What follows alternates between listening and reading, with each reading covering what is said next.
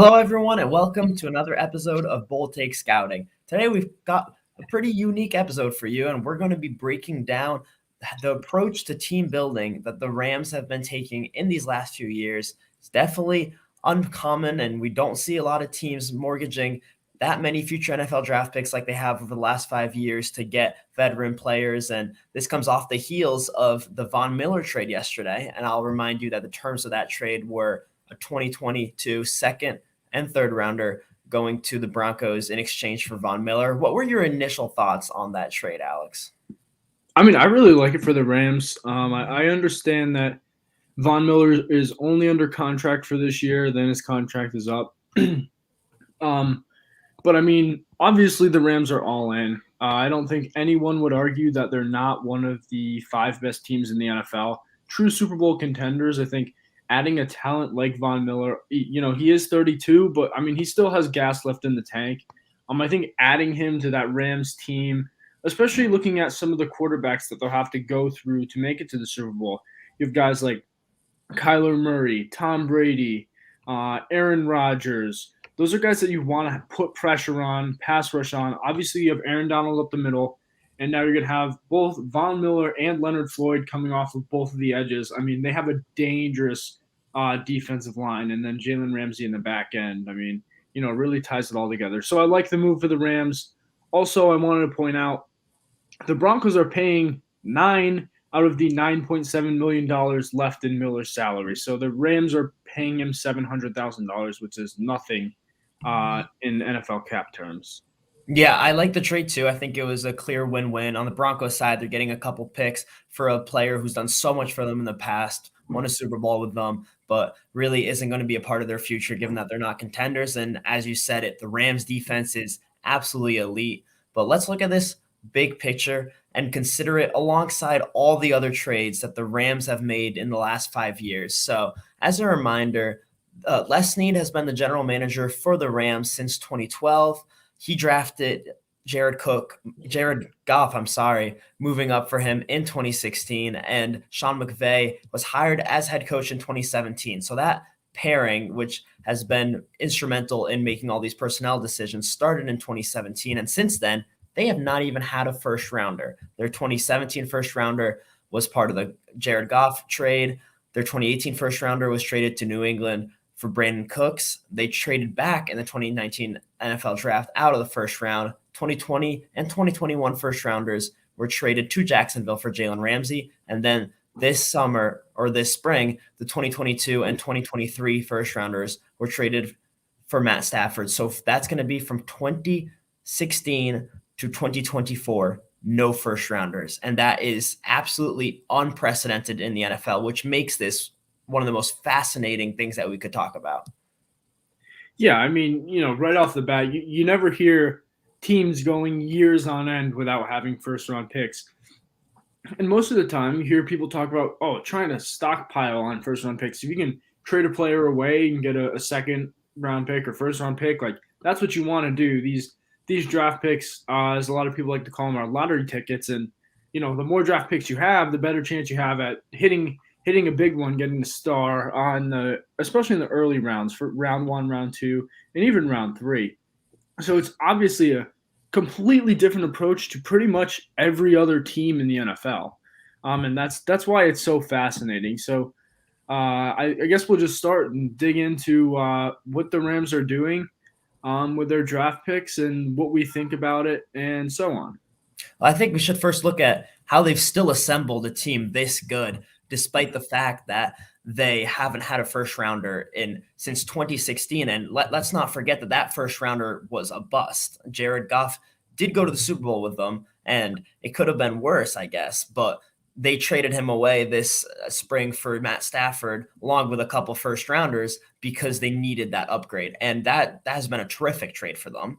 They are currently, in my opinion, one of the two best teams in the NFL with Matt Stafford at the helm. I see the Tampa Bay Buccaneers and the Los Angeles Rams as the best teams in the NFL and the top two Super Bowl contenders. And I think that the reason that they've made the team this good is in large part because they have been trading away these draft picks. I think the way that they're looking at it is that these these first round draft picks, as valuable as they are, they're no guarantees. And when you trade them for established veteran players that are as good as someone like Jalen Ramsey or Matt Stafford and that are going to be such crucial elements to your team, and now Von Miller, you know exactly what you're getting. And those players have been extremely valuable to them.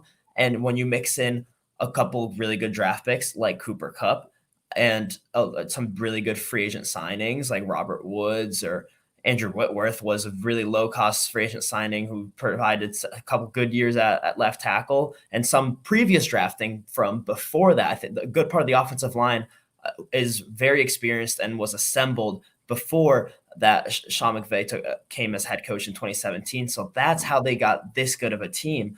But now with such few first rounders and such little talent on a rookie contracts, they're in an obligation to win. If they don't win the Super Bowl this year or next year, it's an absolute bust. And I think that in 5 years, we're going to be seeing a Rams team that's going to be very deficient in talent when Matt Stafford comes to the end of his career and they can't keep this many contracts on the same team and they just haven't had a first rounder in so long. I think we're going to be looking at a franchise that will be struggling and rebuilding for a good stretch of time. So they're putting all the chips in the middle of the table, and they have to win a Super Bowl in the next 2 years now. Yeah, I think, going back to the beginning of what you were saying about, trading away these high draft picks for star players. I really love the moves as well. If you think about it, the Rams know they're a good team. They know that they're going to be drafting at the end of the first round. That later first round picks are, exponentially less valuable than a top 5 pick. And even top 5 picks are far from guarantees, as you saw with Jared Goff, number 1 overall. But, there's still risks. And I love the comparison to them as lottery tickets. You could hit massive on a lottery ticket. The Chiefs did in Patrick Mahomes. You could draft a star, but the odds of that happening is so low. I would willingly trade 2 late first round picks, 2 not super great quality lottery tickets in to get a guaranteed star. Like you said, you're getting Jalen Ramsey, who's the best cornerback in the NFL, for 2 first round picks that, in all honesty, let's say 50-50 chance they bust, maybe 25% chance they turn out to be a very good player. But the odds of them turning out to be as good as Jalen Ramsey, Matthew Stafford, even Brandon Cooks, when he was with them for the time that he was, is pretty low. So I love what they're doing in regards to trading away those high draft picks, because I get it. But you can't do that if you're a rebuilding team. It's not a way for, every NFL team to function. They had a good core that they drafted that they wanted to build around. If you look back, starting in 2014, they drafted a star in Aaron Donald. Yeah, I mean, Hall of Famer. He is 100% a Hall of Famer. I would argue, a top 5 defensive player in NFL history. He is that good. So you drafted a star in Aaron Donald. In 2015, yes, Todd Gurley's time was short, but in that time when he was at his peak, he was a star. And so they had those 2 stars, and plus they had Jared Goff. Yes, I know he was a bust, but he was the 3rd guy that they were building that team around. So they had that core, and they brought in superstars to build around that core talent. So that's really what I love they were doing. They knew they had, okay, we have these 3 guys that we really believe in. Again, Goff was a bust, but even so, they had 3 guys. They wanted to build the team around them, and they brought in all the pieces that they needed, along with a very good head coach in Sean McVay. I think another point to make is if they didn't have a coach as good as Sean McVay, they probably wouldn't be where they are now. They're definitely getting the most out of some of their lower end players that you wouldn't get if you didn't have the best head coach in the world. Yeah, I totally agree. I think that it's a very delicate strategy of team building because you need to have that core that they established in the beginning. You need to have a brilliant head coach that's going to maintain the team at a high level with what he has, and that's Sean McVay.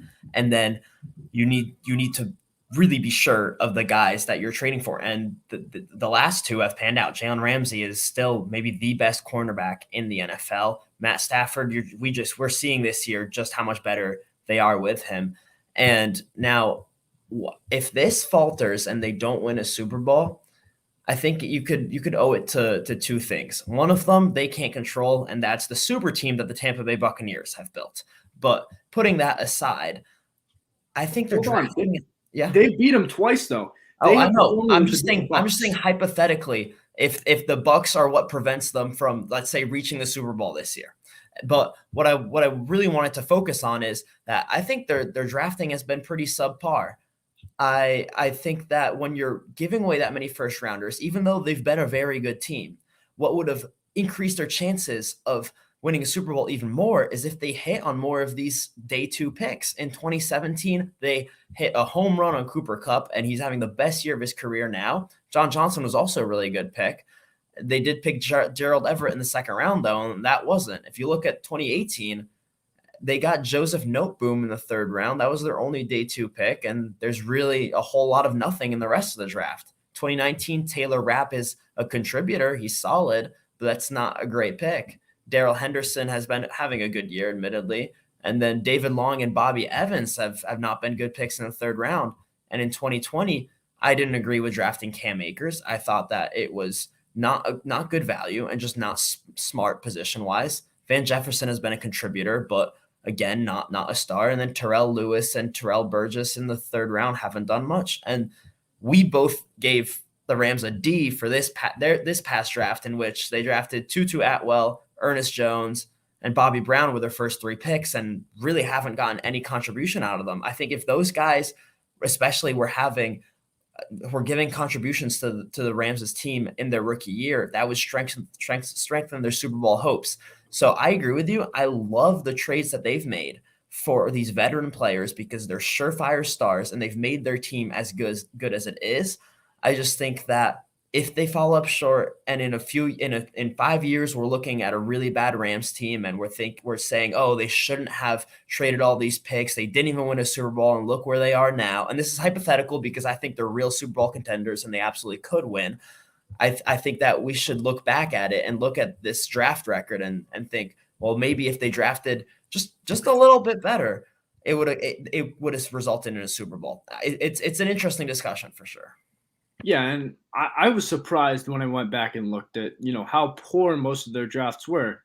Off the top of my head, I thought, oh, Cooper Kupp in what round three, John Johnson in round three, some other guys that came to mind, even like Darrell Henderson in the late round three. I was like, oh, maybe they did have really good drafts years in a row with, those later round picks and they hit all of them, similar to what the Seahawks did in the early 2010s when they hit on all their late round guys. I was like, maybe the Rams did do this, and they did, hit on most of those late round picks to either provide depth or starting ability.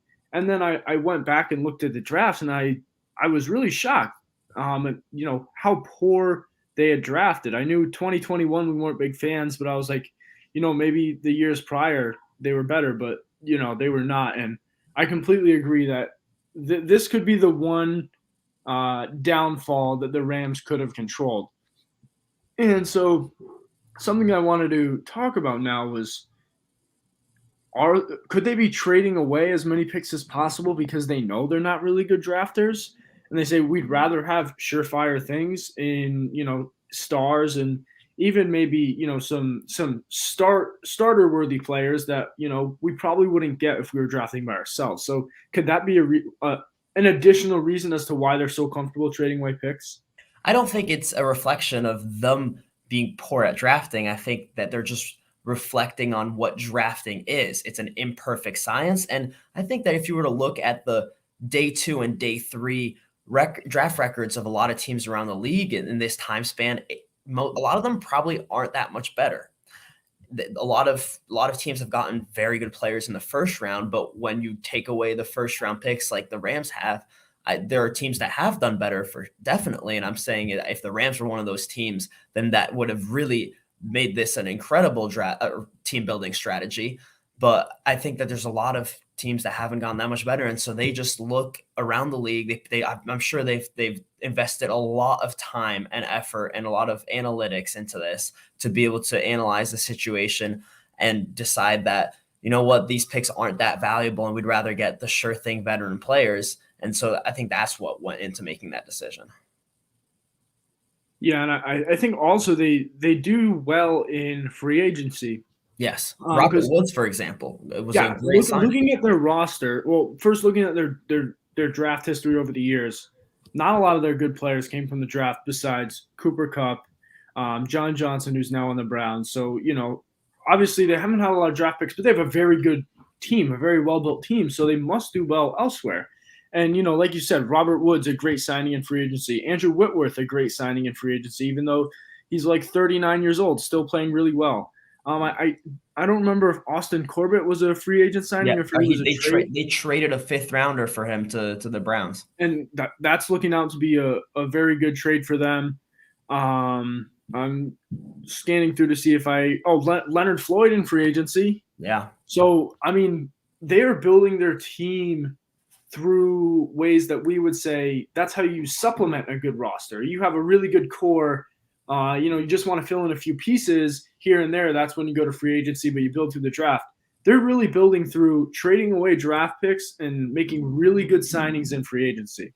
Yeah, and you know what? That's why I think that whether or not they win a Super Bowl, they're clear contenders, and it might come down to a play or two, and that could have gone either way. We don't know how the rest of the season will play out or how next year will play out, but it can come down to the tiniest details. And I think the Rams are showing the league, regardless of whether or not they get a Super Bowl, that this can be an effective strategy. If you have a really good GM head coach pairing, you're really good at recruiting veterans in free agency and identifying talent in that way, and you're willing to part with high draft capital for elite players like Jalen Ramsey and Matt Stafford, you can build a really good team. Because when it comes down to it, it'll either be circumstance or maybe this lack of just slightly better drafting in the last 5 years that could result in not winning Super Bowl, or if they win the Super Bowl, that could really change everything. So I think that should be the next topic right now is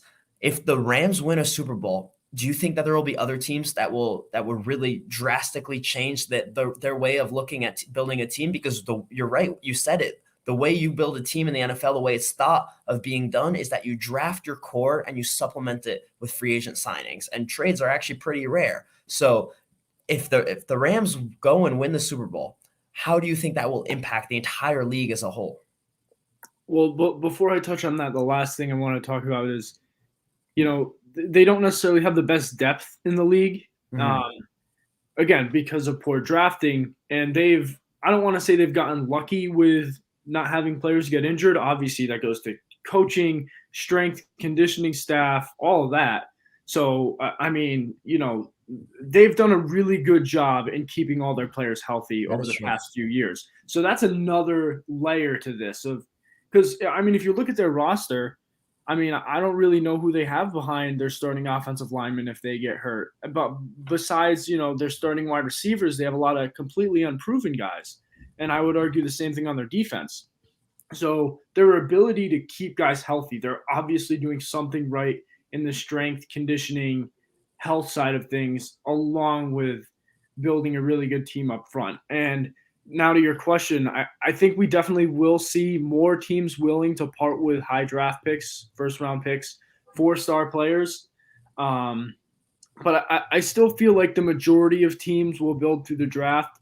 And I say that because the majority of teams in the NFL in reality are still rebuilding. I think you have a true, if I go off the top of my head, what do you think we have? 7 true Super Bowl contenders-ish each year by the halfway point? Yeah, And maybe even less. Yeah, say 6. And that's less than a quarter of the league as true Super Bowl contenders. So I think the teams that are true Super Bowl contenders, like right now, I'm thinking, the Bills, the Buccaneers, I would say the Titans before Derrick Henry went down. Teams like that would be the teams more willing to say, you know what? We don't need our first-round pick. It's a late first-round pick anyways. Take it. We'll take a star player. And I think we're going to see more high-end teams build their roster with trading first-round picks. The low-end teams, teams rebuilding, the Jaguars, the Jets, the Lions, teams like that, the Dolphins looking and saying, you know what, this player, he's at his peak right now. We're not ready to contend. He's not going to really help us 4 years down the line. Let's trade him away, get 2 first-round picks, continue to build the roster. So I think we're going to see the high-end teams trade away first-round picks, the low-end teams take in first-round picks, trade away star players, and we might see a wider range between the best teams in the league and the worst teams in the league. Yeah, I totally agree. And to sum up, I think that it's definitely a successful strategy if you have all the ingredients. Like we mentioned, a great head coach, a really good dynamics between the head coach and the general manager, a solid core before you start making these moves. Really hitting on these veterans. They have to be the sure things that you're paying them and that you're paying with draft capital for them to be, and then putting it all into execution. So it takes a lot, but I think that if you have all those ingredients, it's definitely a good way to go. And we'll see whether or not the Rams do it. I'm really intrigued, and I think that for me, they're really up there with the Buccaneers as my 2 top Super Bowl contenders. I'll add in one more thing. An owner that believes in the coach and the GM and that's willing to take a step back and let them go to work. Yeah, exactly. And so now, just to add on to the end of this episode, really 10 minutes before we went on air, the College Football Playoff Committee released their first college football playoff rankings. And so we're just going to give you guys a raw reaction of our opinions on them. So, Alex, what were your initial thoughts when you saw them? Okay, my initial thought, when will Cincinnati get the respect they deserve? They're not in the top 4. I mean, I really feel like do you want to real quick just like list off the top 6 or 8 teams? Yeah, I'm still trying to pull up the whole list. So if you have I got it. It was Georgia at 1, Alabama at 2, Michigan State at 3, Oregon at 4, Ohio State at 5, Cincinnati at 6, despite being number 2 in the AP poll, Michigan 7, Oklahoma 8, despite being undefeated, Wake Forest 9, and Notre Dame 10. So, yeah, we'll start off with Cincinnati. I think that they should be higher than that. They're like, what more can you expect them to have done? They even played a team that the playoff committee sees as a top 10 team in Notre Dame, and they beat them, and it wasn't even extremely close. So I agree with you. I think Cincinnati really should be higher, and I don't see how Oregon can be 2 spots out of them. Yeah, that was the thing that stood out to me. I feel like Cincinnati should be ahead of Oregon. And then the other thing that really stood out to me was Oklahoma at 8. I mean, they're an undefeated team. They've beat some really talented Big 12 teams and Big 10 teams, sorry, and other talented teams as well. And they're undefeated at 8 this far into the season. That seems really low. And you can make the argument Wake Forest at 9 is also undefeated. I think they're a really good team as well, but I think Oklahoma has had more quality wins. Yeah, I think that the committee is sending a message to both Oklahoma and Wake Forest that they need to win out. Despite being undefeated, I think that they need to win out and win their conference championships to make the playoffs. Do you agree with that? 100%. But do you really see a way that Wake Forest gets in just because of how poor the ACC as a whole has been? And I mean even if they win out, I mean, that would mean that, okay, let's assume that Georgia's a lock. Let's assume that Alabama is a near lock. I mean, if Alabama, I don't think Alabama would make it in with 2 losses. A loss to Georgia in the SEC championship game and a loss to undefeated Texas A&M at the time. The committee could put a 2-loss Alabama if it's against Georgia in the championship game. They did it before, right? They could put them in over an undefeated Wake Forest. I could 100% see it. And it's really tough because my gut tells me an undefeated ACC team, even in a down year like the ACC has right now, should be making the playoff. But if you were to also just look at the eye test, Alabama might still be a better team than Wake Forest, even if they lose to Georgia, which is clearly the best team in the nation. Yeah, it's so tough because you can't penalize a team too much for losing to the number 1 team in the nation. Like that, you could easily be the number 2 team losing to the number 1 team. I don't like Alabama at 2 with a loss to Texas A&M though. I don't, but I think that's an indication that they will be allowed to lose to Georgia and still be in the playoffs. So if we if we think Georgia's gonna be making the playoff.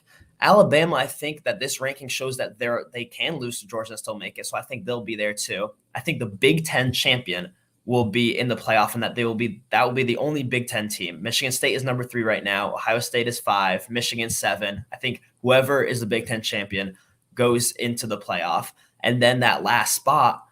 I think at the end of the day, it's difficult because if Oregon wins out and so does Cincinnati, could they really keep Cincinnati out of the playoff? They would. They're saying Wow. that right now.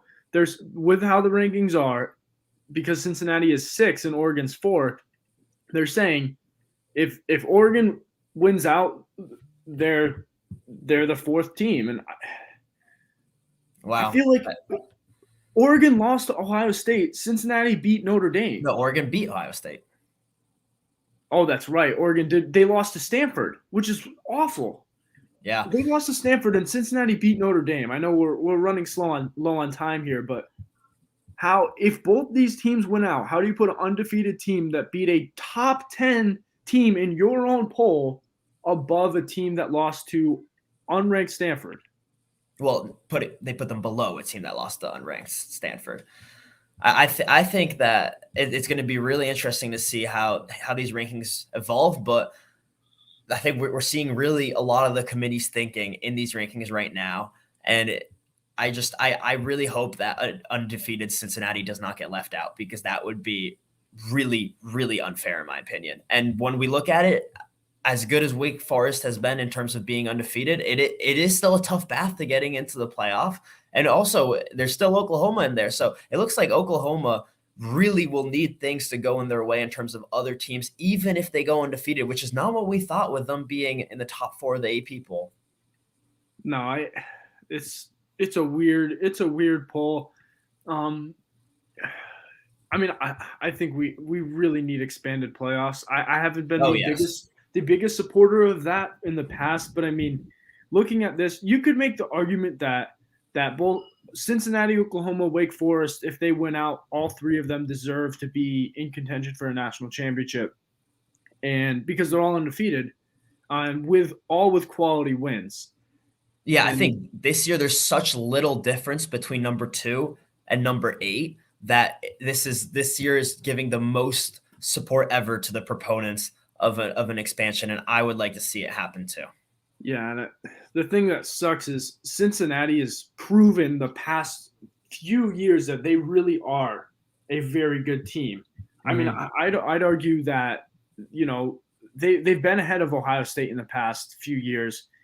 Cincinnati hasn't dropped in the rankings. I don't feel like they've just been on an upward trend the past few years, and it's really tough to see. I know we have to wrap it up, but I mean, I'm not really happy with the rankings. I don't think you are either. And I guess the bottom line is it's time to expand the college football playoffs. Yeah, I think that would be my answer, because that's the best way to see really who are the best 4 teams and who deserve to be getting this shot to play for a championship is if we let 8 teams play for it. And this year, that's really showing that there are 8 teams that would be worthy of it, or at least that there's a clump of teams that are really close together, and it's really tough to pick just 4 of them. Yeah, and that's it for us. We're out of time. Thanks everyone listening, watching. We'll be back with another episode next week.